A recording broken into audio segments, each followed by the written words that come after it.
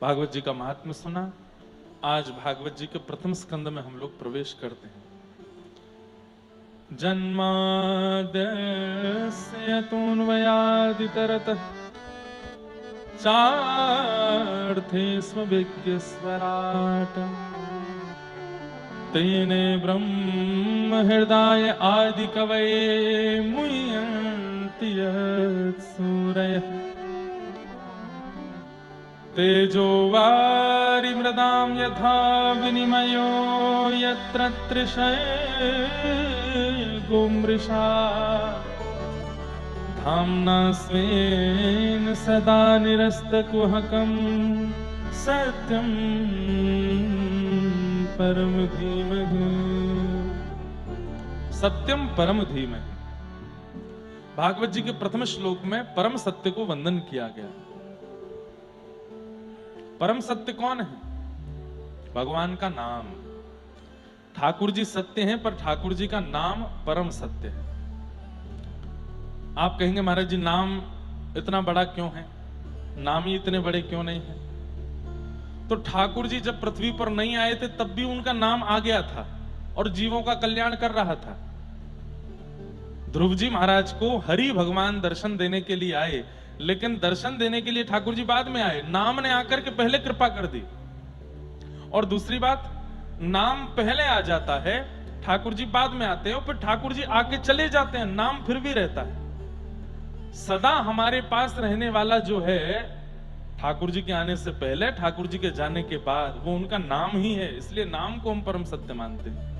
और विशेष रूप से मैं और आप जो इस कलिकाल में रहते हैं, कलियुग केवल नाम आधारा, सुमिर सुमिर नर उतरहि पारा। कलयुग में केवल नाम। कई लोग बहुत सारे प्रश्न करते हैं, सेवा से संबंधी प्रश्न करते हैं, भोग से संबंधी प्रश्न करते हैं, राग से संबंधी, श्रृंगार से संबंधी। नाम से संबंधी प्रश्न सबसे कम आता है मंच पर। नाम कैसे करना चाहिए?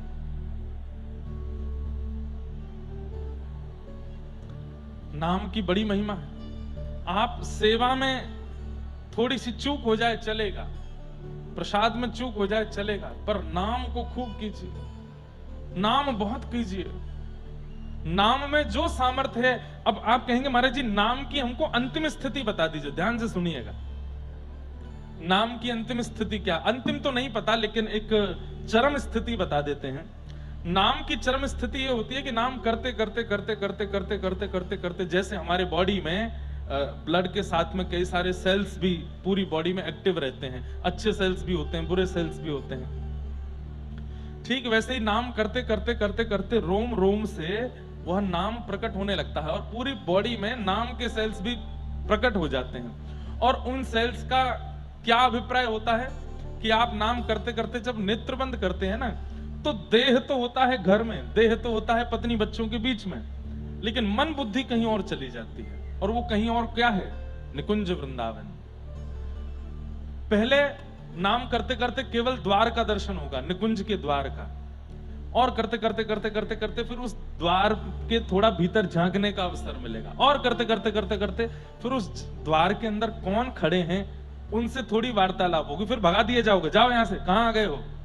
फिर करते करते करते थोड़ी प्रार्थना करते, विनती करते, द्वार पर जो दो खड़े हैं ललिता और विशाखा, उनमें से एक आपसे रीझ जाएंगे।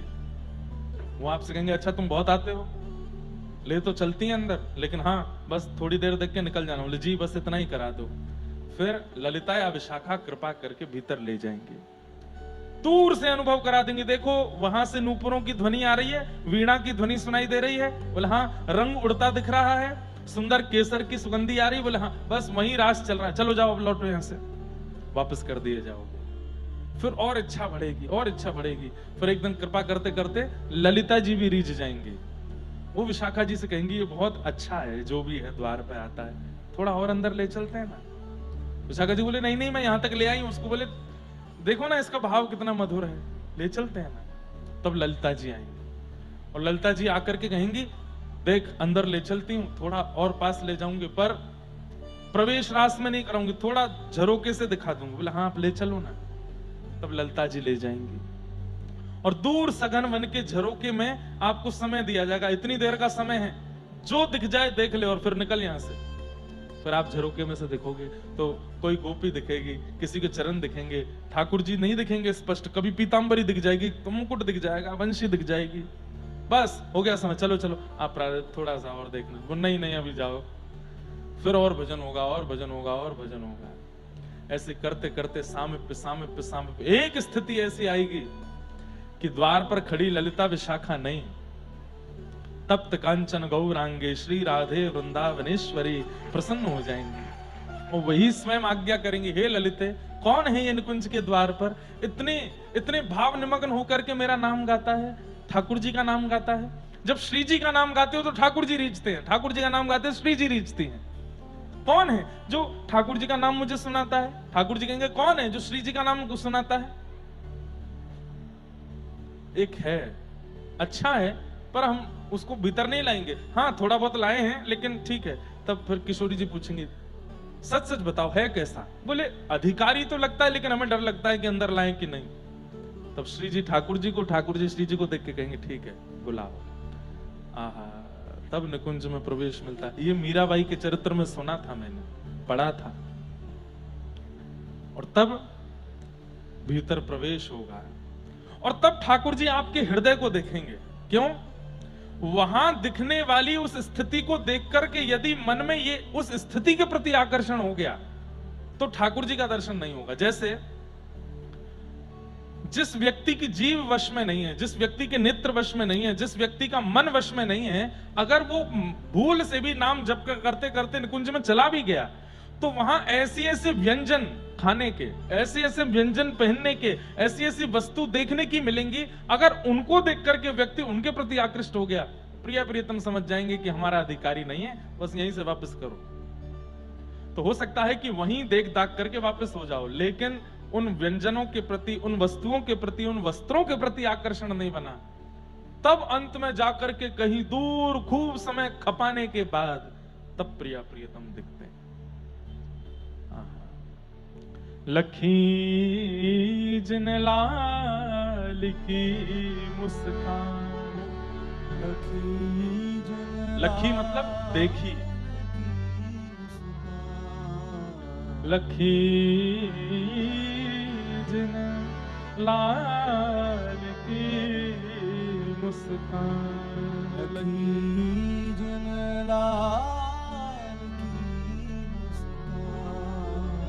ठाकुर जी की मुस्कान, ठाकुर जी का वह निकुंज भाव दिख जाएगा।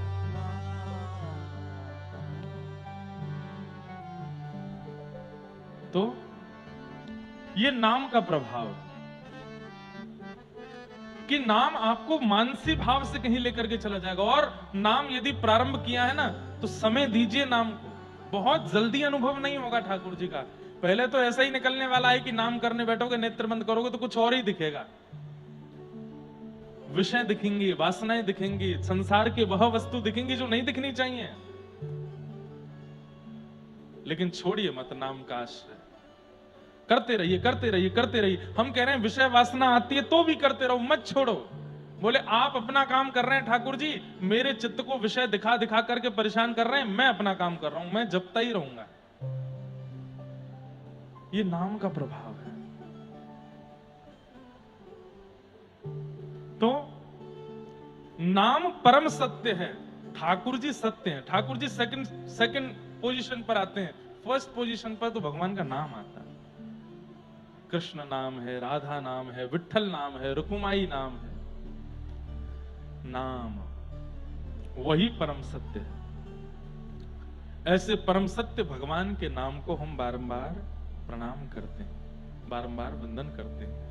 एक नाम का आश्रय ले लीजिए बंधुओं, आप गौड़िया वैष्णव हो, आप राधा वल्लभी हो, आप रामानुजी हो, आप रामानंदी हो, आप हरिदासी हो, आप वल्लभ कुल के हो, आप किसी भी वैष्णव परंपरा से हो, निम्बार्क से हो, अपनी गुरु प्रदत्त प्रणाली का पहले पाठ कीजिए, गुरु प्रदत्त मंत्र का पहले जाप कीजिए और फिर पूरे दिन एक नाम को रटते रहिए, मन में चलता रहे, काम करते रहिए, दुकान पे जाइए, जॉब में जाइए, बिजनेस करिए, जो कर रहे हैं करिए, नाम मन में चलता रहे। और एक बात कह दूं, बुरा नहीं मानना, हमें साधन की जरूरत पड़ती है नाम के लिए। जैसे काउंटर इन लोगों के हाथ में लगा रहता है, उसको दबाते रहेंगे, ठीक है, साधन की आवश्यकता पड़ रही है। इसका मतलब अभी हम इतने योग्य नहीं बने कि बिना साधन के स्मरण नहीं बन रहा। वड़ा पाव का बिना साधन के स्मरण बन जाता है, विषय भोग वस्तु का बिना साधन के स्मरण बन जाता है, लेकिन ठाकुर जी का स्मरण करने के लिए साधन चाहिए हमको। बिना साधन के वो स्मृति बन नहीं पाती, वो स्मरण बन नहीं पाता। पहले तो इसीलिए नाम जप कीजिए कि ये मुझे साधन की आवश्यकता ना पड़े, बिना इसके ही मेरा नाम चलने लग जाए। हमने दर्शन किया है, परम पूजनीय प्रातस्मरणीय श्री ठाकुरदास बाबा गोवर्धन में रहते थे। उनकी माला छूट गई थी, उस समय काउंटर तो थे ही नहीं, माला छूट गई थी और हाथ ऐसे चलता रहता था, ऐसे। एक समय आया, उनके शरीर को पैरालाइज हो गए, वो लकवा मार गया, और जिस अंग में लकवा हुआ, जिस अंग में शांति हुई, उस अंग की उंगली को कुछ नहीं हुआ, जब चलता ही रहा, और ये होठ भी चलता रहता था। और कोई बहुत पास कान लगा करके सुनता तो युगल नाम करते रहते थे, एक क्षण के लिए भी नाम नहीं। मतलब मैं उस बात को ऐसे कहता हूं कि नाम को हमने पकड़ा तो नाम छूट जाएगा, लेकिन नाम ने अगर हमको पकड़ लिया तो नाम नहीं छूटेगा। नाम को उन्होंने पकड़ लिया था। अब चाहे शरीर को कोई स्थिति हो जाए, उम्र 80 वर्ष हो जाए, प्राण निकलने की स्थिति आ जाए, पर नाम नहीं छूटता था, नाम चलता रहता था। पंडित श्री गया प्रसाद जी महाराज गोवर्धन के, गिरिराज जी जाते हो, परिक्रमा लगाते हो, तो मुकुट मुखार बिंद पर जैसे ही परिक्रमा प्रारंभ होती है, गया प्रसाद जी की समाधि पड़ती है, सीधे हाथ पर वैष्णवों से प्रार्थना, वहां प्रणाम कर लिया करो। आचार्यों को, संतों को प्रणाम करने से कई बार उन भावों की प्राप्ति हो जाती है जो हम अपने साधन से प्राप्त नहीं कर सकते। पंडित श्री गया प्रसाद जी महाराज की समाधि पर निश्चित प्रणाम किया कीजिए अगर गिरिराज जी जाते हो तो, और सोने में सुहागा हो जाएगा अगर वहां बैठ करके रज में कोई पद सुना दो। किशोरी तेरे चरणन की रज पाऊं, किशोरी तेरे चरणन की गाओ,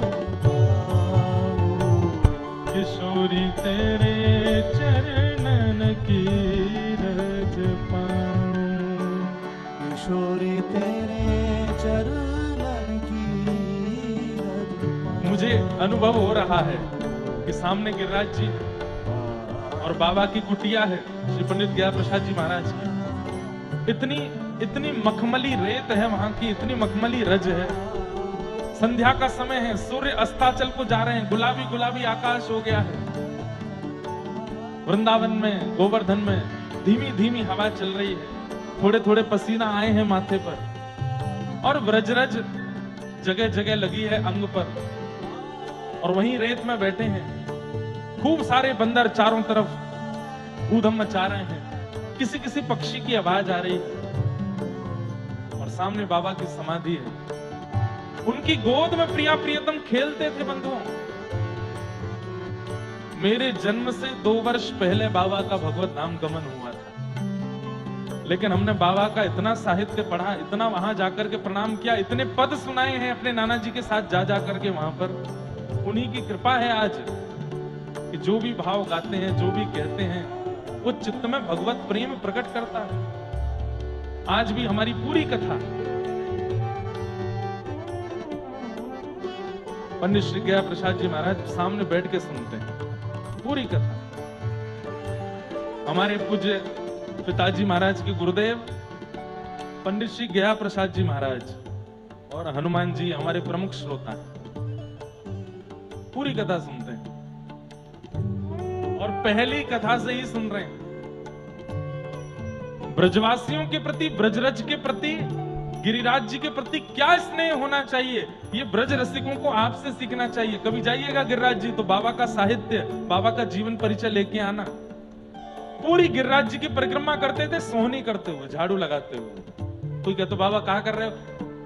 लाडली लाल आ रहे होंगे परिक्रमा में, छोटे छोटे कंकड़ कीट और ये कांटे हैं, कहीं पामन में लग नहीं जाए तो झाड़ू लगा रहे हो। और झाड़ू लगा के उनको इधर उधर फेंकते नहीं, अपने अपने जो वस्त्र पहनते थे उसके अंदर डालते रहते थे। कहीं बाहर फेंक दूंगा तो फिर से बीच में आ जाएंगे कांटे, अपने साथ इकट्ठे करके लाते, फिर पृथ्वी में गड्ढा करके वहां कांटों को डालते कि मेरे लाडली लाल के चरणों में नहीं लग जाए। और फिर झाड़ू करते करते जब वो झाड़ू छोटी हो जाती तो उसको समाधि देते, नेत्रों से अश्रु बहाते, अरे हम ते बड़ी बड़ी भागिनी तो तू है, जन्म ते लेके मृत्यु तक या व्रज की सेवा में ही रही। और फिर ब्राह्मणों को संतों को बुला के भंडारा करते। वो कहते बाबा काय बात को भंडारो? बोले आज एक और जीव ठाकुर जी के चरणन को प्राप्त है कि वो भागे काजे भंडारो हेरो है। झाड़ू का भंडारा कौन करता है? ऐसे बाबा। किशोरी तोरे चरणन की रज पाऊं, किशोरी तोरे चरणन की रज पाऊं, हे श्री राधे तोरे चरणन की रज पाऊं, श्री राधे तोरे चरणन की रज पाऊं, बैठी रहूं कुंजन के कोने, बैठी रहूं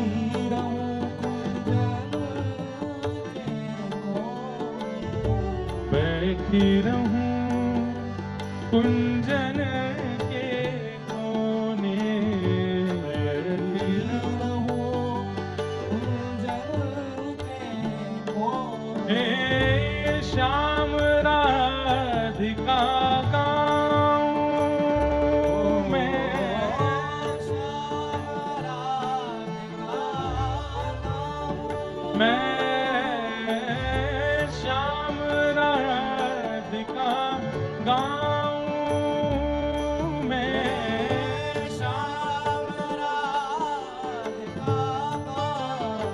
किशोरी तोरे चरणन की रज पाऊं,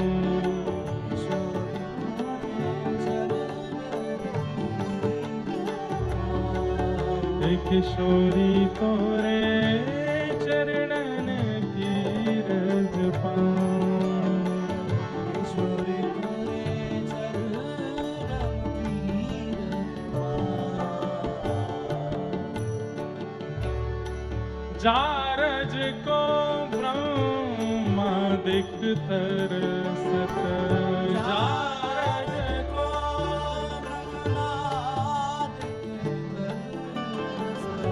जारज को ब्रह्मादिक तरसत,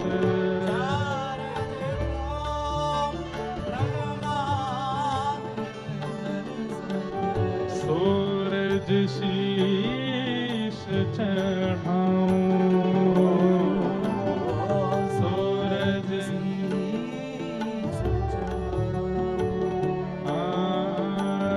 सूरज शीश चढ़ाऊं,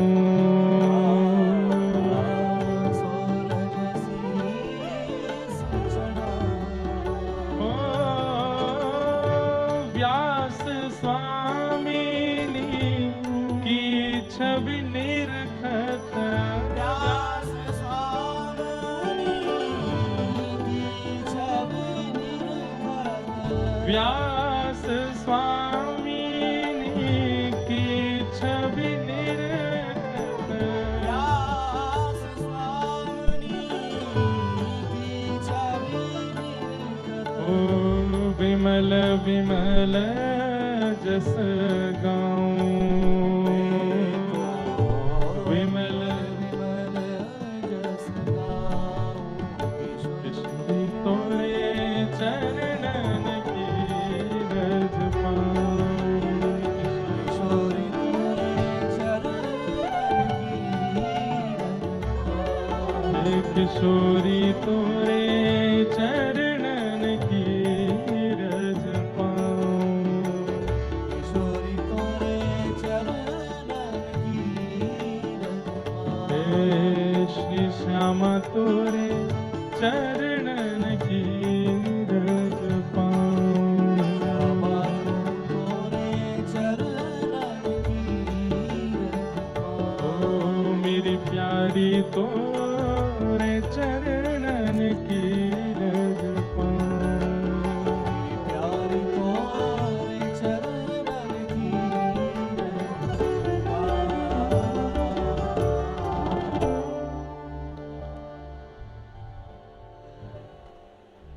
जारज को ब्रह्मादिक तरसत सूरज शीश चढ़ाऊं। व्यास स्वामिनी की छवि निरखत विमल विमल जस गाऊं। किशोरी तेरे चरणन की रज पाऊं। तो नाम परम सत्य है। ये विषय सबके समझने का नहीं है। यहाँ हजारों लोग बैठे हैं, पर ये विषय उनके ही मतलब का है जो नामाश्रित है। इसलिए सबके मतलब की बात होनी चाहिए ना कथा में। केवल उठ करके नृत्य करना है, उछल करके आनंद करने वाला ही प्रसंग नहीं होना चाहिए। हर तरीके के लोग कथा में आते हैं, सबके विषय की चर्चा। कोई निकुंज उपासी आए हैं, उनके लिए भी कई लोगों को इतने से ही मतलब है कि हमको यही बता दो कि सुबह वाला दीप कितने बजे जलाना होता है, रात्रि को भोग कितने बजे लगाना होता है, सुबह उठाना कैसे है, रात में सुलाना कैसे, इतना ही बता दो बस। इससे ज्यादा हमको ठाकुर जी की इच्छा नहीं है। तो हर तरीके के लोग कथा में हैं। तो अभी तक का जो विषय था ये उनके लिए है जो नाम प्राप्त, जो अपने जीवन का उद्देश्य मान चुके हैं कि हमारा उद्देश्य केवल भगवत प्राप्ति है और कुछ नहीं। वो नाम का आश्रय लो और धीरे धीरे धीरे नाम कृपा करेगा। और वही नाम परम सत्य है। परम सत्य है। भागवत जी के दूसरे श्लोक में कहते हैं, धर्म प्रोजित कैतवोत्र परमो निर्मत्सराणां सताम् वैद्यं वास्तवमत्र वस्तु शिवदं तापत्रयोन्मूलनम्। श्रीमद्भागवते महामुनि कृते किं वा परैरीश्वरः सद्यो हृद्यवरुध्यते त्रिकृतभिः शुश्रूषुभिस्तत्क्षणात्। विषय, अधिकारी, संबंध और प्रयोजन। भागवत में 4 विषय। सबसे पहला भागवत का विषय क्या, दूसरी बात भागवत का अधिकारी कौन है, तीसरी बात भागवत सुनने से किससे संबंध होता है, और चौथी बात भागवत का प्रयोजन क्या है। तो पहली बात विषय, भागवत का विषय क्या है, तो कहते हैं धर्म प्रोजित कैतवोत्र परमो, हमारे चित्त में परम धर्म का उद्दीपन करना, ये भागवत का विषय। धर्म एक बात है, परम धर्म विशेष बात है। अब धर्म परम धर्म में अंतर क्या है, ध्यान से सुनिएगा। सुबह 6 बजे उठना, उठ करके स्नान ध्यान करना, उसके बाद मंदिर जाना, मंदिर जाकर के शंकर जी पर जल चढ़ाना, हनुमान जी पर चोला चढ़ाना, देवी मैया के आगे जोत जलाना, अपने गुरुदेव के यहाँ जाकर के जैसी उनकी परिस्थिति परंपरा है वैसा वो करना, घर आकर के माता पिता को प्रणाम करना, बाल भोग करके काम पर निकल जाना, ये धर्म है। रामनवमी मनाना, सीता नवमी मनाना, जन्माष्टमी मनाना, गणेश चतुर्थी मनाना, होली, दिवाली, रक्षाबंधन आदि आदियों पर सात्विक घर में पूजा करना, ये सब धर्म है। ग्रहण आदि काल पर जो ग्रहण के नियम होते हैं उनका पालन करना, ब्राह्मण देवता को घर बुला करके दान पुण्य करना, गौ माता की सेवा करना, ये सब धर्म है। लेकिन परम धर्म क्या है? उसी परमात्मा से कोई संबंध मान करके उनसे अत्यंत प्रेम करना, ये परम धर्म है। और ये बात मैं नहीं कह रहा हूं, श्रीमद् भागवत जी कह रहे हैं। परम धर्म क्या है? सवै पुंसाम परो धर्मो यतो भक्ते अदोक्षजे। सवै पुंसाम परो धर्मो, सभी प्राणी मात्र का परम धर्म क्या है? यतो भक्तिर अदोक्षजे। अदोक्षज भगवान, भगवान का नाम अदोक्षज है। अदोक्षज भगवान की प्रेम लक्षणा भक्ति करना, जैसे ध्रुव ने की, प्रहलाद ने की, मीराबाई ने की, हमारे मथुरा के दादर रहमान ने की। हमारे मथुरा में एक मुस्लिम परिवार रहता था। आज भी बहुत मुस्लिम परिवार रहते हैं। उन्हीं में एक परिवार में रहता था, उसका नाम था दादर रहमान। क्या नाम था?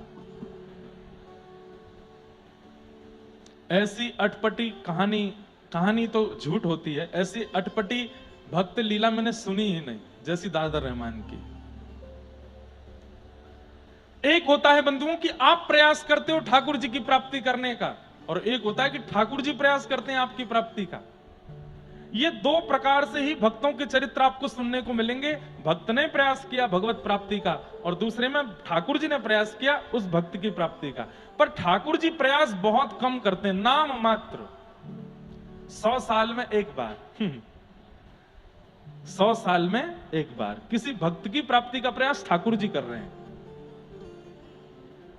और उन्हीं में आ गया नाम किसका? दादर रहमान। कुल का नहीं, जाति का नहीं, समुदाय का नहीं, किसी भी रूप में ठाकुर जी का है ही नहीं वो। और उनके पिताजी जो थे दादर रहमान के, वो नामी ग्रामी उस एरिया के जितने भी मुस्लिम परिवार थे उनके हेड थे वो। किसके घर में कैसे क्या नियम चलेगा, माताएं बहनें कैसी रहेंगी, नमाज कितने बजे होगी, क्या होगा क्या नहीं होगा, सब वही बताते थे दादर रहमान के पिताजी। अब उनको क्या बोलते हैं वो मुझे नहीं पता, वो हेड थे उस समुदाय के। रोज पढ़ने के लिए मदरसा जाता था। विश्राम घाट है मथुरा में, यमुना जी के तट पर, वहीं द्वारिकाधीश जी का मंदिर है। बहुत सुंदर द्वारिकाधीश जी का दर्शन होता है वहां। तो वहीं विश्राम घाट के पास में इनका घर था, और वहां से ये मदरसा पढ़ने के लिए जाते थे।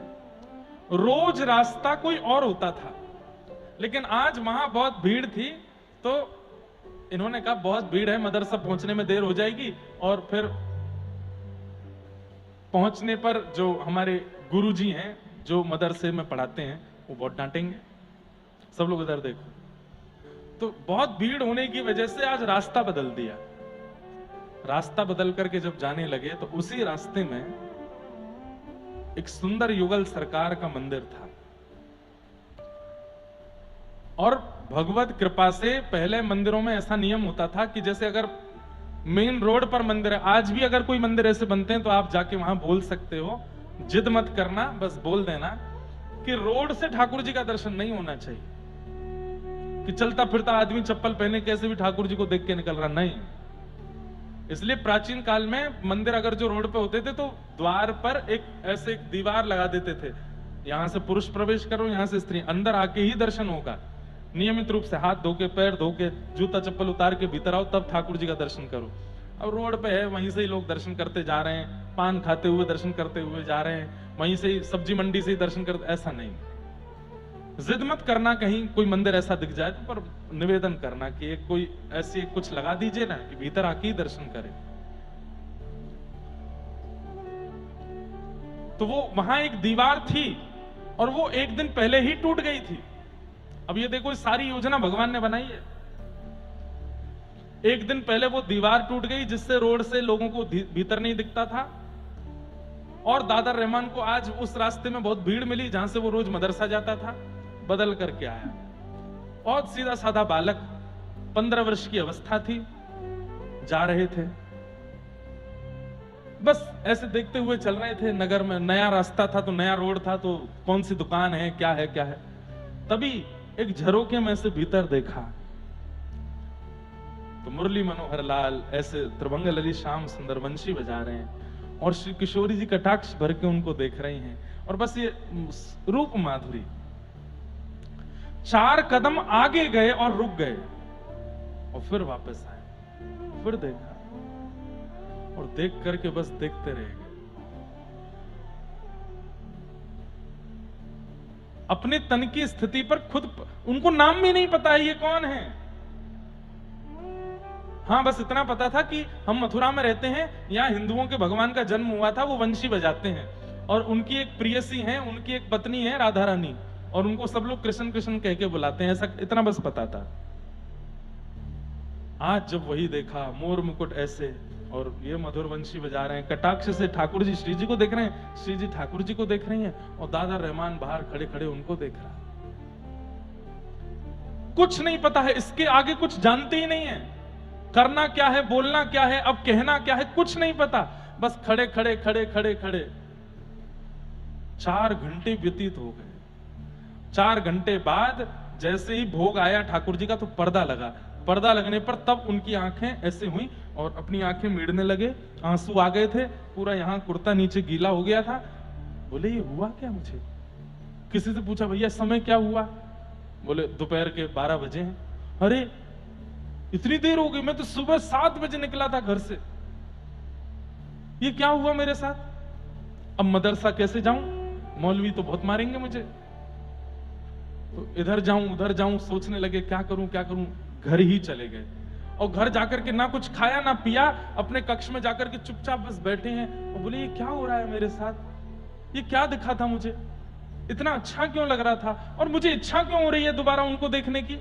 मेरा मन क्यों हो रहा है कि मैं दोबारा जाऊं, फिर से देखूं उनको? घबराहट होने लगी, कहीं ये पाप तो नहीं है? कहीं अम्मी को पता चले, अब्बा को पता चले, मारेंगे तो नहीं मुझे? बंधुओं 1947-50 के बीच की घटना है ये।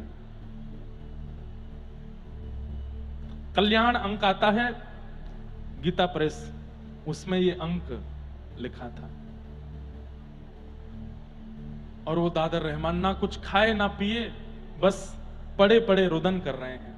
और जैसे अम्मी आती हैं या कोई घर का सदस्य आता तो उठ के बैठ जाते हैं। हाँ बोलो क्या हुआ, आज इतना शांत क्यों है? नहीं कुछ नहीं, थोड़ा ऐसी गर्मी लगी ना तो थोड़ा घबराहट हो रही है। नींबू पानी पिएगा? हाँ पी लूंगा। माँ पानी लाई, एक घूंट उनके सामने ऐसे पीते हैं, वो चली जाती है। इच्छा ही नहीं हो रही कुछ खाने की पीने की।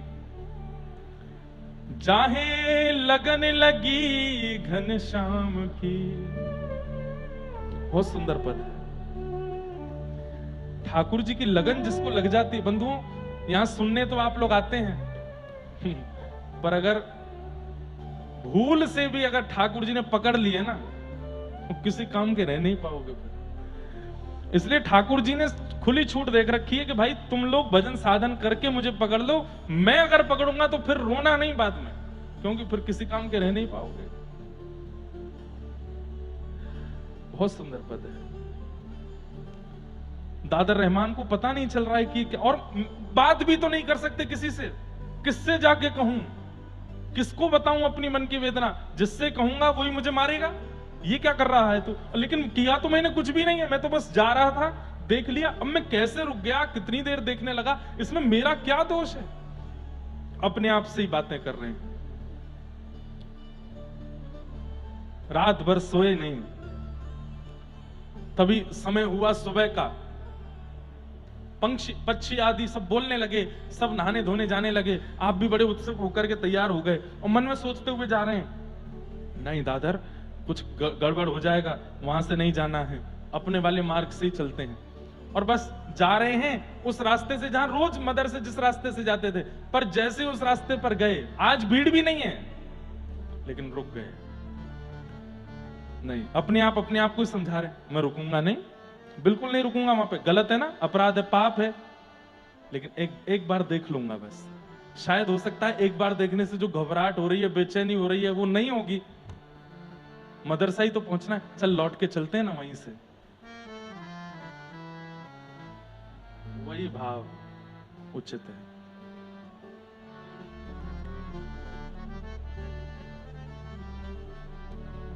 उस भाव ने ही ये कथा प्रकट की।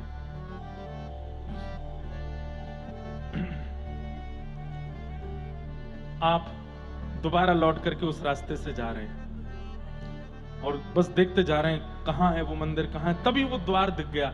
घबराहट भी हो रही है, डर भी रहे हैं, पर इच्छा भी हो रही है कि एक बार तो देख लूं। और बस धीमे धीमे गए, मंदिर के बिल्कुल सामने खड़े हो गए। खुद से फिर पूछ रहे हैं, दादर देख ले, देखना है कि नहीं देखना? नहीं देखना, सीधे चलते हैं, आगे बढ़ते हैं। एक बार देख लेते, फिर पीछे आते हैं, नहीं देखना, चलते हैं, फिर चले, फिर एक झलक देख लेते हैं, थोड़ा थोड़ा मुड़ते हैं। एक बार आंख खोल के देखना है, फिर बंद करके सीधे चलना। मदर से जाना है, हम मुसलमान हैं, हमको अपने भगवान को भजना है, ये सब नहीं करना है। एक बार देख लेते हैं। और जैसी नजर करके देखा, आंख खोली, फिर से देखते रह गए, वहीं स्थिर रह गए और सामने खड़े खड़े रोने लगे। और रोते रोते रोते रोते स्थिति हो गई कि अब बोलने लगे, मुझे मत पकड़िए आप, ये क्या कर रहे हैं मेरे साथ? मैं आप वाला नहीं हूं, मैं आपका नहीं हूं, मेरे दूसरे हैं। आप क्यों मुझे रोक लेते हैं यहां पर? तो मानो भीतर से ठाकुर जी कह रहे हैं अच्छा ठीक है तो चला जा, मन नहीं हो रहा जाने का, क्या करूं? मैं तो जानता ही नहीं आपको, आपके यहाँ क्या परंपरा, क्या विधि विधान, मुझे कुछ नहीं पता, मुझे क्यों पकड़ रहे हो, क्यों रोक रहे हो? ठाकुर जी बोले तुमको अच्छो लगे, तुमको भागे हो है। अब यहां प्रश्न आता है, दादर के जीवन में ना तो नाम है, ना संकीर्तन है, ना कथा है, ना यज्ञ है, ना तप है, ना अनुष्ठान है, ना ही वो हिंदू कुल में जन्मा है, फिर क्यों उस पर कृपा हो रही है? यहां हम कर करके परेशान होते जा रहे हैं, हम पर फिर भी कृपा नहीं हो रही, क्यों? उसका स्वभाव अच्छा है। दादर रहमान के जीवन चरित्र में बताया कि वो स्वभाव से अच्छा है। जब कभी भी घर में ऐसा कोई उत्सव होता जिसमें जीव जंतुओं को मारा जाता तो वो रोता था कमरे में जाके, पिताजी से कहता ये इसमें भी तो वही भगवान है जिसको हम रिझाना चाहे, क्यों मार रहे हो? ऐसे स्वभाव में कभी किसी को दीनहीन देखता था तो अपने अब्बा जान के पास जाके इसको कुछ दे दो ना, अम्मी इसके लिए रोटी बना दो ना। उसका स्वभाव बहुत मधुर था, बहुत बहुत, जैसे भोंदू की कथा सुनी है आप सब लोगों ने, वो भोंदू ही था, सरल ही है। क्या समझ में आई बात? कई बार साधन भगवत प्राप्ति नहीं कराता, स्वभाव भगवत प्राप्ति कराता है। अधिकतर देखा जाता है हम भक्त साधन से तो हो जाते हैं पर स्वभाव से नहीं बन पाते। कथा में आने वाले लोगों में भी प्रतिस्पर्धा होती है, कथा में आने वाले लोगों में भी दुनिया भर के दोष भरे पड़े रहते हैं।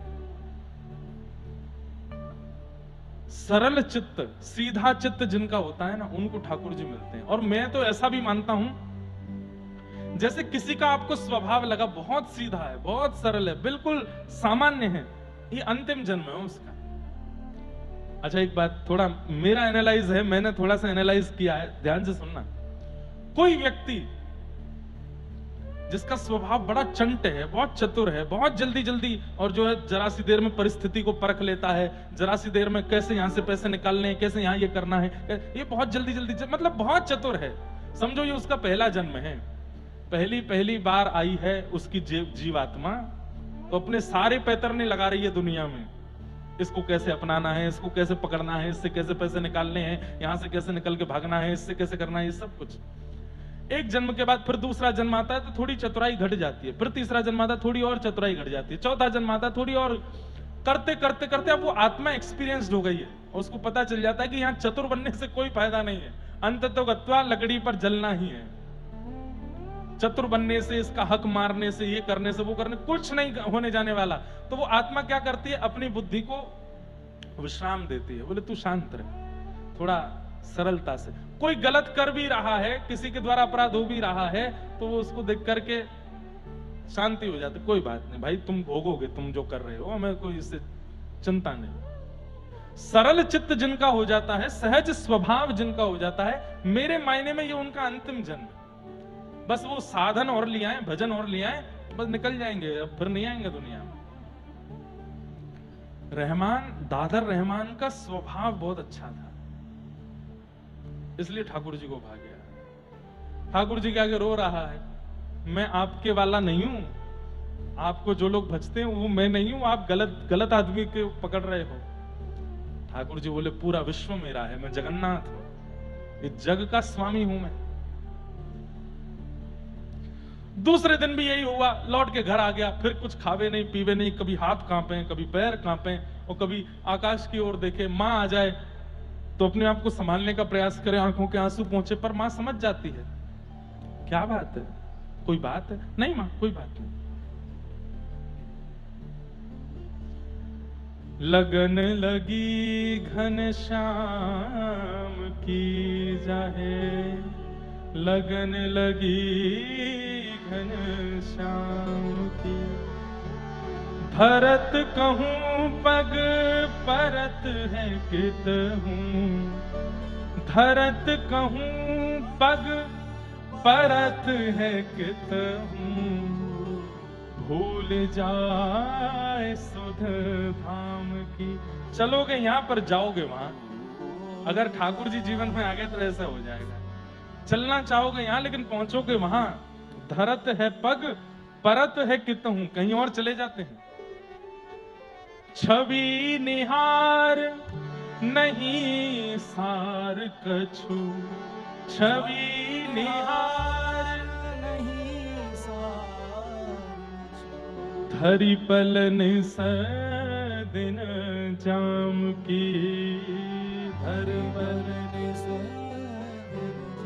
अभी आप दर्शन करते हैं तो कहीं ना कहीं ये बात सब लोग अनुभव करते हैं। अभी आप ठाकुर जी का दर्शन करते हैं तो आपको ऐसा लगता है आपके पाप घट रहे हैं, आपके पुण्य बढ़ रहे हैं। और देख लूं, और देख लूं, और देख लूं, थोड़ा और देख लूं, इनको मेरे दुख दर्द समझ में आ जाएंगे। लेकिन जब ठाकुर जी से प्रीति हो जाएगी तो आप केवल देखोगे, कुछ होगा नहीं। मेरे पुण्य बढ़ रहे हैं, पाप घट रहे हैं, ये सारी भावना कुछ नहीं, बस देखने का मन होगा, पलक झपकना भूल जाओगे।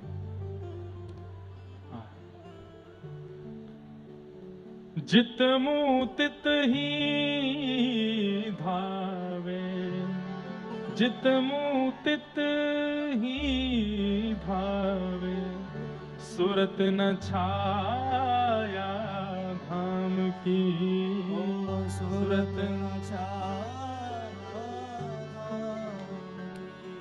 स्तुति निंदा करो भले ही, स्तुति निंदा करो भले ही, मेण तजी कुल ग्राम की, मेण जी। फिर तुम्हारी कोई स्तुति करे, कोई निंदा करे, कोई अपवाद करे, कोई भलाई करे, कोई बुराई करे, अरे करते रहो, मुझे इससे मतलब ही नहीं है। नारायण बौरी भई डोले, नारायण बौरी भई डोले, नारायण बौरी भई डोले, नारायण बौरी भई डोले। बौरी मतलब बावड़ी। रही न काहू काम की, रही न काहू काम की, लगन लगी घनश्याम की, जाहे लगन लगी घनश्याम की,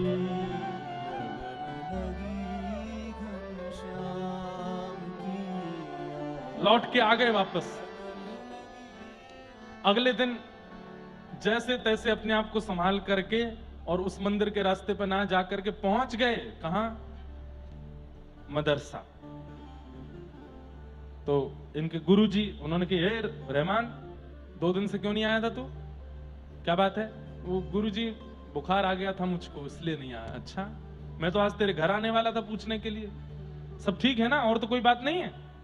तो मन में जब व्यक्ति को उत्तर नहीं मिलते ना किसी से भी, उसको लगता है सबको मेरे प्रश्न का उत्तर पता, वो सबसे पूछता है। फिर जब व्यक्ति को अपने प्रश्न का उत्तर समझ नहीं आता, उसको लगता है सबको मेरे प्रश्न का उत्तर पता होगा। धीमे से जाके कहा, गुरुजी एक बात पूछूं? हाँ। आप नाराज तो नहीं होंगे? बोले नहीं। हम लोग मथुरा में रहते हैं, यहां जो मस्जिद है वो तो हम लोग जाते हैं, पर ये मंदिर कौन जाता है? ये मंदिर जो है ये कौन जाता है, और इनके अंदर जो है वो कौन है? इतने में तो मौलवी जी खड़े हो गए, डांटने लगे, तेरी हिम्मत, तू कहीं देख के आया क्या? किसी मंदिर में होके आया क्या? नहीं नहीं, मैं तो बस पूछ रहा था, बस ऐसी कोई वो, मैं तो बस पूछ रहा था वहां कौन जाता है, और वहां जाने से अगर हम चले जाएं तो क्या होता है? अब तो मौलवी जी ने उसका हाथ पकड़ करके मोड़ दिया पूरा, छोटा सा बालक। बोले सच बता, तू गया था क्या? नहीं नहीं नहीं, मैं नहीं गया था, मैं अंदर नहीं गया था। बोले बाहर से देख रहा था? नहीं नहीं नहीं, मैंने बाहर से भी नहीं देखा। बताया, बोले वो ऐसा होता है, वहां जाने से जहन्नुम में जाना पड़ता है, ये होता है, वो होता है, और दोबारा वो पढ़ना पड़ता है, और फिर जाके मंदिर में ये, अपने मस्जिद में ये करना पड़ता है, तब दोबारा तुम मुसलमान बनोगे, नहीं तो तुम मुसलमान नहीं होगे। बहुत कुछ समझाया। अब नहीं जाना कभी? नहीं जाऊंगा। उत्तर नहीं मिल। प्रेम ऐसा ही है बंधुओं, दुनिया समझा दे, मारे पीटे फटकारे, फिर भी समझ नहीं आता, और वो भी ठाकुर जी से हो जाए। और इसको तो हुआ ही नहीं था, ठाकुर जी को हो गया है। रहमान से घर गया, घर में जाके बैठा बैठा रो रहा था एकांत में। इतने में ही मां आ गई, और माँ ने आकर के बोला, रहमान क्या बात है, 2 दिन से तू मुझे ठीक नहीं लग रहा है, कोई और तू रो क्यों रहा है, तेरी आंखें इतनी, किसी ने कहा कुछ, मौलवी साहब ने मारा, वहां कुछ हुआ था क्या? नहीं नहीं माँ कुछ नहीं। हृदय से लगा लिया। और प्रेमी को बस हृदय से लगा ले, कोई थोड़ा पुचकार दे तो वो उसके सारे भेद खोल लो उसके। रोने लगा, हिचकियां ले ले करके बोला, माँ अम्मी। बोला हाँ। हिंदुओं के भगवान का नाम क्या है, उसको बोलते क्या है? इतने में तो मां ने भी देखा, ये तू क्यों पूछ रहा है, क्यों पूछ रहा है, क्या बात है? नहीं मां कोई बात नहीं, बस ऐसे पूछ रहा था। क्या बात है, सही बता। वहां तो मां भी नाराज हो गया। मतलब वो ये प्रश्न ऐसा था कि वो जिससे पूछता है वही नाराज हो जाता है। रुक जा, तेरे पिताजी आने दे, उनको बताऊंगी, उनसे पूछना। रो रहा था कोने में, बट नहीं उनसे मत कहिएगा कुछ भी, उन्हें नहीं आने दे। शाम को जब पिता आए, उन्हें बताया, लाला बैठ जाओ, जहां जगह मिले वहीं बैठ जाओ, बैठ जाओ। शाम को, वो तो दादर रहमान के पिताजी तो पूरे मुखिया थे, तो कट्टर अपने समुदाय के हेड थे। उनको जब माँ ने बताया, बोले कि रहमान आज ऐसा ऐसा पूछ रहा था, उन्होंने तो कुछ पूछा ना, बस सीधे गए और सीधे जाके बोले, तूने ऐसा प्रश्न क्यों किया? बोले पिताजी बस ऐसी जानकारी के लिए। बोले जानकारी? उन्होंने 5 प्रश्न अपने समुदाय के पूछे, इसके बारे में बता, इसके बारे में बता, ये बता दे मुझे, वहां क्या लिखा है वो बता दे। वो नहीं बता। बोले अपने समुदाय का कुछ नहीं पता है तुझे, और उनके यहां का ये पूछ रहा है तू?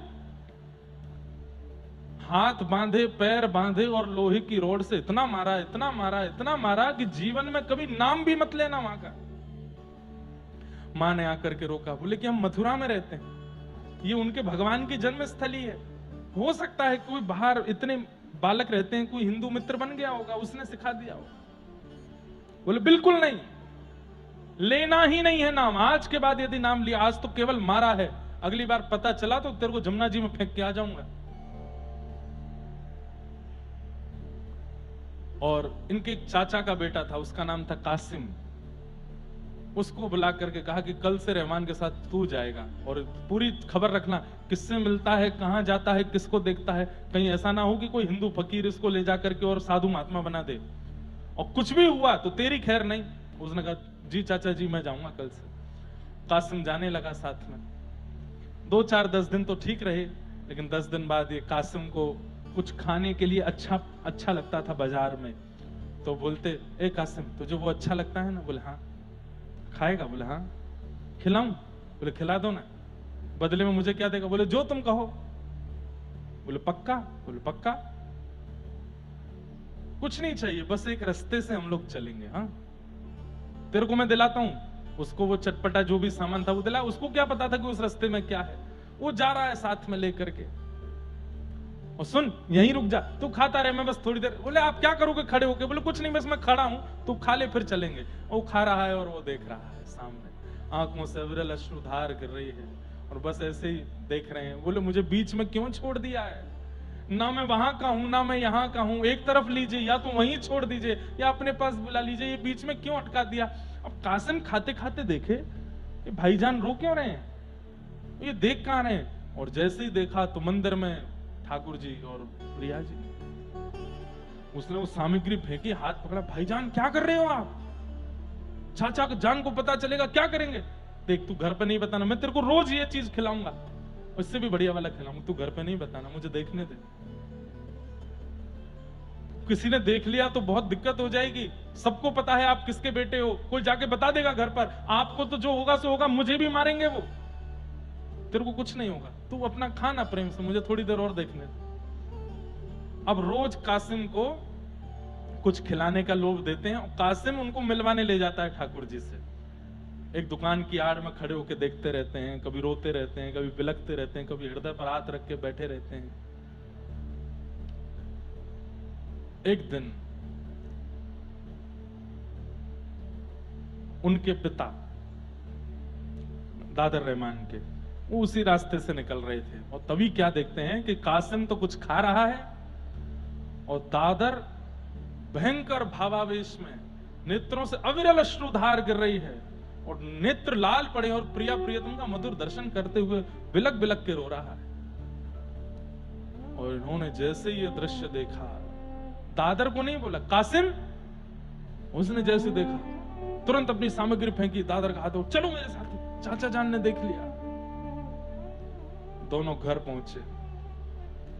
थोड़ी देर बाद इनके पिता आए और घर का दरवाजा लगा करके लोहे की रॉड से पैर बांधा, तो लोहे की जंजीर से पैर बांधे, हाथ बांधे, मुख में कपड़ा डाल करके मुंह बांधा, इतना मारा, इतना मारा, इतना मारा कि पूरी शरीर की चमड़ी उधेड़ दी। मां चिल्ला रही है कमरे में बंद होकर के, लेकिन नहीं। और कासिम बस रो रहे हैं। पूछते हैं क्यों जाता है? बोले मुझे नहीं पता पिताजी, मेरा कोई दोष नहीं है, मैं कैसे वहां जा रहा हूं, मैं बहुत रोकता हूं अपने आप को, मैं बार बार मना करता हूं अपने आप से, नहीं जाना वहां पर, नहीं जाना, पर पता नहीं क्यों मुझे ऐसा लगता है कि मैं आपका पुत्र नहीं हूं। आप लोग सत्य बताइए, मैं आपके घर में ही जन्मा था क्या? आप मुझे कहीं किसी हिंदू के घर से तो नहीं ले आए थे? मेरे मन बुद्धि में क्यों बार बार वहीं जाने की इच्छा होती है? अरे अब तू हम पर प्रश्न उठा रहा है कि तू हमारा बेटा है कि नहीं, और मारा। और पत्नी को बोल दिया अब ये इसी कोठरी में रहेगा, पैर जंजीरों से बांध दिए, हाथ बांध दिए, मुख बांध दिया, ना इसको रोटी मिलेगा ना इसको जल मिलेगा, कोई इससे बात नहीं करेगा जब तक ये अपने कान ना पकड़े और घुटने टेक करके मेरे साथ नमाज पढ़ने वहां जावे, फिर कुछ प्रक्रिया है उनको नहीं करेगा, तब तक इससे कोई बात नहीं करेगा। जब तक ये राजी नहीं होगा ये बैठा रहेगा यहीं पर। 10 दिन बिना कुछ खाए पिए बस बैठे एकांत में और बस उसी छवि का चिंतन कर रहे हैं।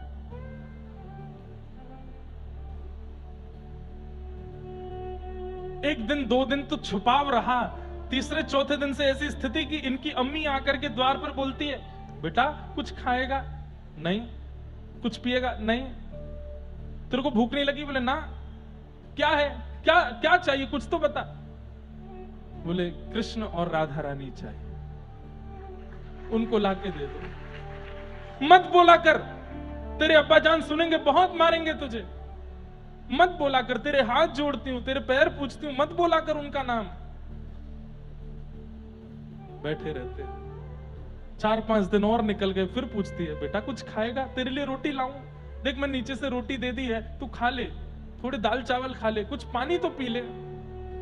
केवल राधा कृष्ण चाहिए, अब तो उन्हीं की भूख है, उन्हीं की प्यास है, उनसे ही मिलना है मां, और कुछ नहीं। 10वां दिन हुआ, इतने विरह आतुर हो गए, प्रेम पुलकित होकर के रात भर रोते रहे ठाकुर जी के स्मरण में। और बंधुओं 11वें दिन के प्रारंभ में जैसे ही पिता ने आकर के उस कोठरी में देखा, हथकड़ियां रखी हैं, बेड़ियां रखी हैं, ताला लगा है, लेकिन दादर रहमान वहां नहीं है। ये आश्चर्य था। चाबी मेरे पास रहती है, ताला किसी ने खोला नहीं है, हथकड़ियां खोली, हथकड़ियां बंद ही रखी हैं, मानो जैसे हथकड़ी बेड़ियों के बीच से कोई गायब हो गया हो। आपने तुरंत ताला खोल करके भीतर ढूंढा, कहीं नहीं मिले। हथकड़ी बेड़ियां उठा उठा करके देखी, खोल, जोर जोर से खोल के देखा, खोल नहीं सकता कोई उनको। कहां गया हमारा पुत्र? वहीं पर एक पत्र लिखा था दादर रहमान ने। बोले मां, पिताजी, मैं जिनका हूं वो मुझे लेने आए हैं और मैं उनके साथ जा रहा हूं, आप मेरे लिए ज्यादा प्रयास मत करिएगा। मैंने आपको जो कष्ट दिया, जो परेशानी दी, उसके लिए मुझे क्षमा करना। और ऐसा कह करके वो पत्र छोड़ गए। मथुरा में ढूंढा, गलियों में ढूंढा, यमुना जी के तट पर ढूंढा, आगरा तक ढूंढा, लेकिन दादर रहमान नहीं मिले। केवल 11 दिन में भगवत प्राप्ति हो गई। मुस्लिम हकीमों के पास, बड़े बड़े झाड़ फूंक करने वालों के पास, भविष्य बताने वालों के पास गए, किसी ने कुछ बताया, किसी ने कुछ बताया, कोई भी प्रमाण नहीं दे पाया कि कहां है दादर। 8-9 महीने निकल गए, नहीं मिले। तब एक बंगाल के एक यात्री मथुरा आए थे। उन यात्रियों में एक बहुत बड़े ज्योतिषाचार्य थे, बंगाली थे। उनके पास आप गए और जाकर के रोते हुए बोले कि देखिए मैं दूसरे समुदाय का हूं, लेकिन मेरी बहुत बड़ी दिक्कत है, आप समाधान करो। मैंने नाम सुना मथुरा में कि आप भविष्य बताते हैं। बोले हाँ, मेरे बेटे के साथ ऐसा ऐसा हो गया 1 महीने के अंदर, और वो गायब हो गया कमरे से, पत्र लिख करके गया है। आपने जब स्थिति सुनी, वो क्या बोलता था, क्या कहता था, कैसे रोता था। बोले मैंने देखा था मंदिर के बाहर खड़े होते रोते हुए उसको। कैसे हो सकता है, हम तो मुसलमान हैं, हम तो इतने समय की नमाज करते हैं, ऐसा करते, कैसे मेरे बेटे पर उसका प्रभाव हो ही नहीं सकता, किसी ने जादू किया है। वो जो बंगाल के ज्योतिषी आए थे, संभवतः उनका नाम प्रमोद चट्टोपाध्याय, उन्होंने कहा आप जाइए, मैं कुछ संकेत होगा तो आपके घर भिजवा दूंगा। और सुनते ही वो तो गए, आप सुनते ही प्रमोद जी तुरंत मथुरा से वृंदावन की ओर गए, क्योंकि समझ गए थे जो जो लक्षण बताए हैं ये कृष्ण विहरणी गोपियों के, ये किसी सामान्य के नहीं हो सकते। और आपने वृंदावन में भ्रमण करते करते जब केसी घाट के पास जाकर के दूर देखा तो यमुना के पल्ली पार कुछ वृक्ष हैं और उन वृक्षों के बीच में कुछ चमक रहा है। यमुना जी पार करके जब आप वहां गए तो 2 वृक्षों के बीच में एक अनंत समाधि लगाए व्रजरज तन पर लपेटे हुए दादर रहमान बैठे थे। एक कॉपीन पहन रखी है बस, और युगल नाम महामंत्र जप रहे हैं। आपने उनका जब दर्शन किया, कुछ कहना चाहा, लेकिन उन्होंने कोई प्रत्युत्तर नहीं दिया।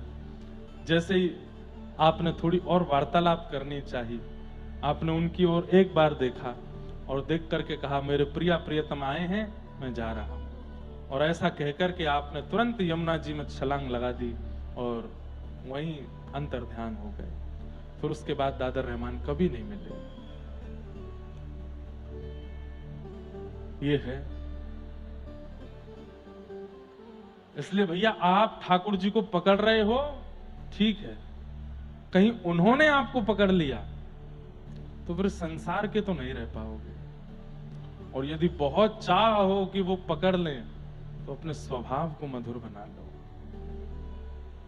नहीं है इच्छा इस संसार के, वैसे तो अब इच्छा वैसे लगती नहीं है इस संसार में रहने की, यहाँ के व्यवहार विचारों का निर्वहन करने की, बस इच्छा होती है वो मिल जाए। अपने स्वभाव व्यवहार को मधुर बना लीजिए और थोड़ा सह लीजिए, इस संसार में सह लीजिए। हमेशा के लिए दादर रहमान श्री प्रिया प्रियतम के मधुर सेवा में विलीन हो गए। लगन लगी घन श्याम की जाहे, लगन लगी घन श्याम की, लगन लगी घन श्याम की जाए, लगन लगी घनश्याम।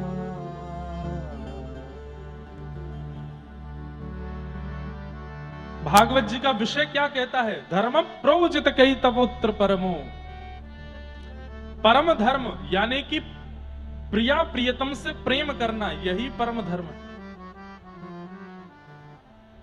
आप लोग कहीं घबराना नहीं कि दादर रहमान जैसे हमारी हालत तो नहीं हो जाएगी, हम इतने पवित्र नहीं है। और मुझे पूर्ण विश्वास है हम आप सबके साथ ये हो ही नहीं सकता, क्योंकि हम अपनी स्थिति जानते हैं। इतनी पवित्रता हमारे स्वभाव व्यवहार में नहीं है कि ठाकुर जी ऐसे स्वीकार कर ले। हमें ही लगना पड़ेगा पीछे, हमें ही लगना पड़ेगा। और वो लगना ही परम धर्म कहलाता है। उनसे प्रीति, उनसे प्रेम।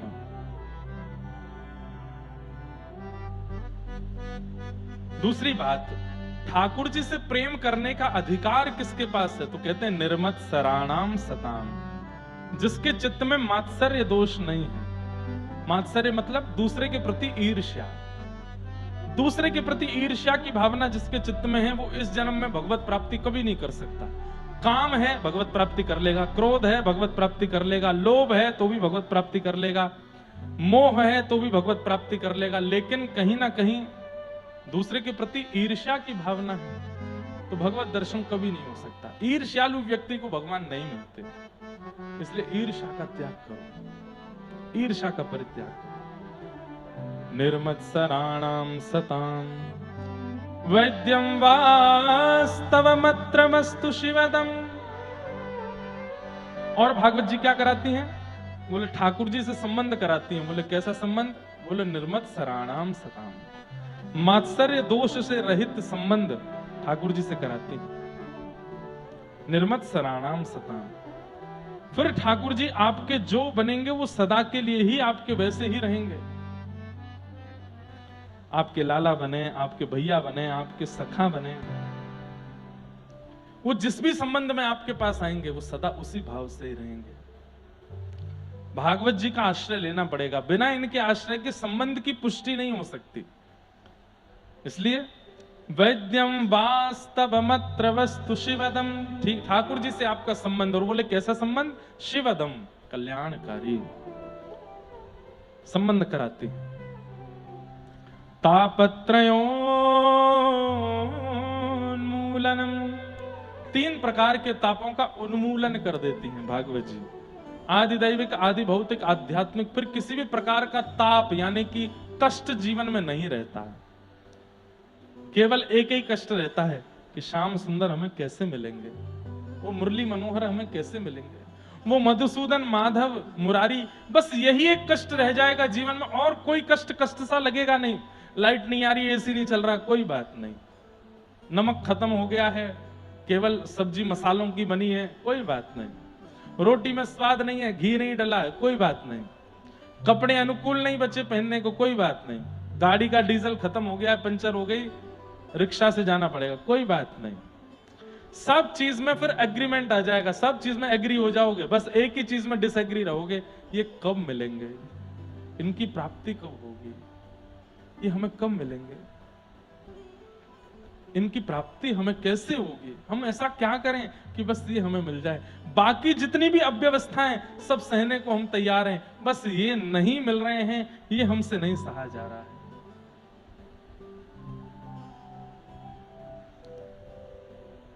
इनके बिन मोहे सल न पड़त है, जानत मेरी छाती। इनके सल न पड़त है, जानत मेरी छाती। ऊंचे चढ़ चढ़ पंथ निहारूं, ऊंचे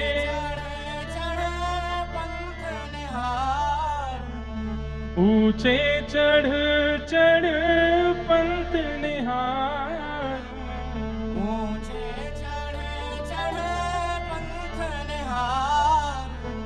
रोए रोए अखियां प्यासी, गिरधर जन्म मरण आसाते, गिरधर जन्म मरण आसाते, गिरधर जन्म